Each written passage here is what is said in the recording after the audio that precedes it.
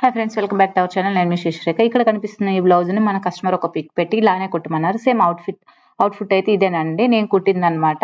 So ఈరోజు ఈ hand ఎలా కుట్టుకోవాలో చూద్దాం. ఫస్ట్ అయితే లైనింగ్ తీసుకోండి, 4 లేయర్స్ మీద ఫోల్డ్ చేసుకోండి. విడ్త్ అండ్ లెంత్ చెక్ చేసుకోండి, హ్యాండ్కి సరిపోయిన మైన ఉందా లేదా. ఇది లైనింగ్ కాటన్. కింద మనకి జస్ట్ క్లాత్ తిప్పేసుకోవడానికి ఒక 1/2 ఇంచ్ క్లాత్ వదిలేసేయండి, ఒక స్టిచ్ వారా. ఇప్పుడు వచ్చేసి హ్యాండ్ మొత్తం లెంత్ వచ్చేసి 10 ఇంచెస్ అనమాట. సో 10 ఇంచెస్కి మార్క్ పెట్టుకోండి లెంత్. సో ఇలా ఒక స్ట్రైట్ లైన్ డ్రా చేసుకోండి. అలాగే చివరిని ఇట్లా ఒక 3 ఇంచెస్ డౌన్ పెట్టుకోండి అనమాట మార్కింగ్ కిందకి. ఇక్కడ నుంచి ఇట్లా ఆర్మ్ హోల్ షేప్ డ్రా చేసుకోండి. ఇలా డ్రా చేసుకున్న ఆర్మ్ హోల్ మీద ఆర్మ్ హోల్ ఎంత ఉందో ఒకసారి చెక్ చేసి పెట్టండి. 8 ఉంది కాబట్టి 8 కాడ మార్కింగ్ పెట్టాను. అలాగే హ్యాండ్ లూజ్ కూడా తీసుకుంటున్నాను.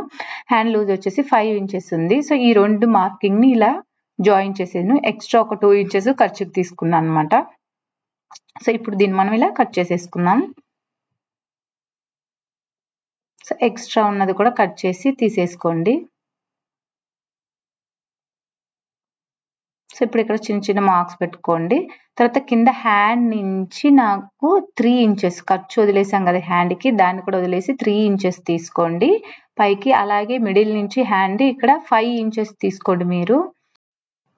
సో ఇట్లా 5 ఇంచ్ తీసుకున్న తర్వాత ఈ రెండు మార్కింగ్ ఏదైతే మనం ఇక్కడ ఆర్మ్ హోల్ దగ్గర పెట్టిన 5 ఇంచ్, ఇలాగే కింద 3 ఇంచెస్ తీసుకున్నాం కదా, ఇట్లా దీనికి ఈ వి షేప్ లో ఇట్లా మార్కింగ్ పెట్టుకోండి. ఈ షేప్ ని కటింగ్ చేసి తీసేసుకోండి మిడిల్ పార్ట్ లోది కాటన్ది. సో ఇట్లా తీసేసుకున్న తర్వాత ఇట్లా వస్తుంది మనకి షేప్. ఈ మధ్యలో మనం క్లాత్ వేయాలి. ఇది వచ్చేసి నేను బ్లౌజ్ అనమాట. బ్లౌజ్ లో బోర్డర్ పార్ట్ తీసుకున్నాను, ఎందుకంటే నాకు తను పెట్టిన పిక్ లో బోర్డర్ కూడా ఉందన్నమాట హ్యాండ్స్ కి. సో ఎగ్జాక్ట్ గా ఉండాలనేసి నేను కూడా బోర్డర్ ఉన్న వైపే తీసుకున్నాను, ఎందుకంటే కొంచెం బోర్డర్ వస్తుంది, పైన ఫ్రిల్ వస్తుంది ఇట్లా మొత్తం.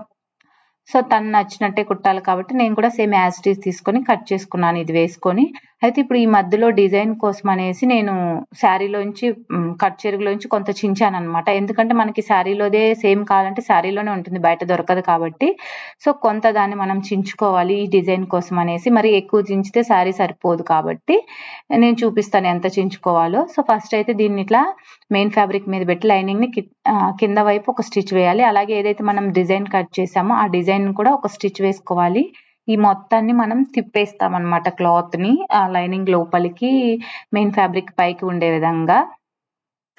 సో ఇట్లా తీసిన తర్వాత ఈ ఎక్స్ట్రాలు ఏవైతే మిడిల్లో ఉన్నాయో ఈ మొత్తం మనం కట్ చేసి తీసేసుకోవాలి. అలాగే చిన్న చిన్న మార్క్స్ కూడా పెట్టుకోవాలి అక్కడక్కడ మనకి తిప్పినప్పుడు షేప్ నీట్ గా రావడం కోసం.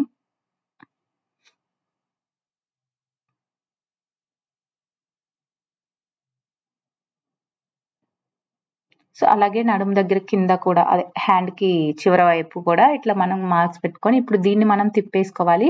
రెండు వైపులా స్టిచ్ చేసాం కదా, దీని సైడ్ నుంచి మాత్రమే మనం ఓపెన్ చేసి ఇట్లా టర్న్ చేయాలన్నమాట.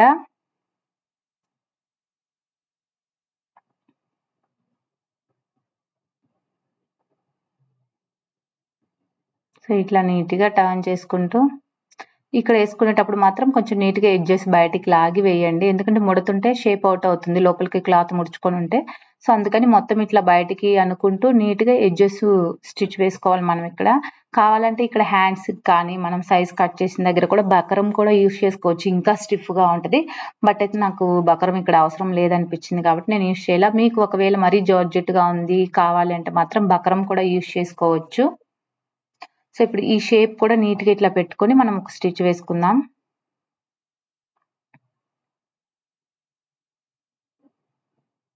సో యాజ్ ఇట్ ఈజ్ మనం ఎలా కట్ చేసామో ఆ షేప్ లోనే వి షేప్ లోనే నీట్ గా కుట్టుకోవాలి, ఎడ్జెస్ బయటికి లాక్కుంటూ.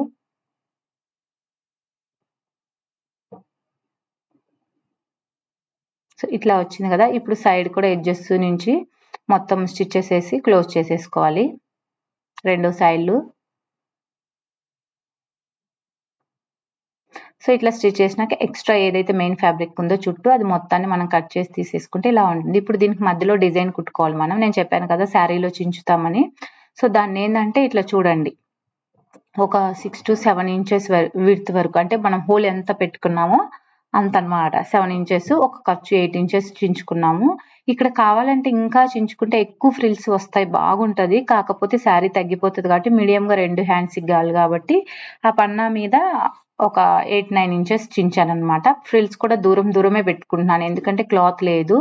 మొత్తం గేరా కూడా ఒకదానికే వస్తుంది మనం ఫ్రిల్స్ దగ్గరగా పెడితే, అయితే లుక్ బాగుంటుంది. కానీ కాకపోతే శారీలో కాబట్టి శారీ మనకి మళ్ళీ కట్టుకున్నప్పుడు ఫ్రిల్స్ తగ్గిపోతాయి కాబట్టి కొంచెమే చించి దాన్ని ఇట్లా ఫ్రిల్స్ పెట్టుకుంటున్నాను. ఫస్ట్ ఒకవైపు మాత్రం, పైన వైపు మాత్రం పల్చగా పెట్టుకోండి. కింద హ్యాండ్ లూజ్ దగ్గర వచ్చే దగ్గరికి ఫ్రిల్స్ అన్ని దగ్గరికి ఒకటే చోటకి చేర్చాలి. ఇట్లాగా చేర్చి కుట్టేసేసేయాలి. పైన మాత్రం వెడల్పుగా, కింద వచ్చేసరికి దగ్గరగా వేయాలి ఈ డిజైన్ లో.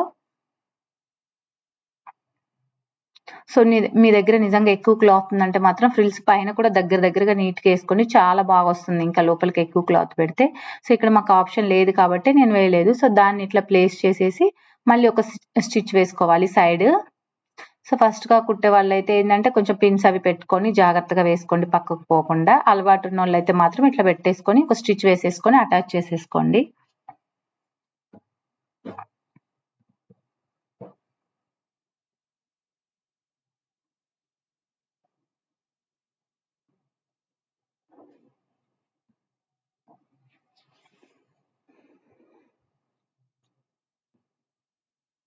సో ఇట్లా స్టిచ్ వేసుకున్నాక మనకి ఇలా రెడీ అయిపోతుంది. ఇది ఇట్లా బుట్టలాగా వస్తుంది అనమాట ఫ్రిల్ మొత్తం మిడిల్లో.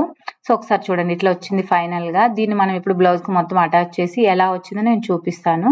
అలాగే వెనక వైపు కూడా కొంచెం ఈ ఎక్స్ట్రాలు ఏమన్నా ఉంటే ఇవి కట్ చేసుకొని కొంచెం ఒక స్టిచ్ చేసుకుంటే పీసులు పోకుండా ఉంటాయి అన్నమాట మనకు నీట్ గా.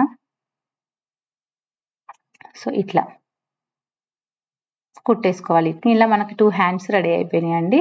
అయితే ఇలా ఫ్రిల్స్ వేసినప్పుడు మీరు చెక్ చేసుకోవాల్సిన ఒక పాయింట్ ఏంటంటే, ఇట్లా ఫ్రిల్స్ వేసినాక మొత్తం ఆర్మ్ హోల్ ఒకసారి చెక్ చేసుకోండి, మీకు అంటే సంక విడ్త్ వచ్చిందా లేదా అని మాత్రం.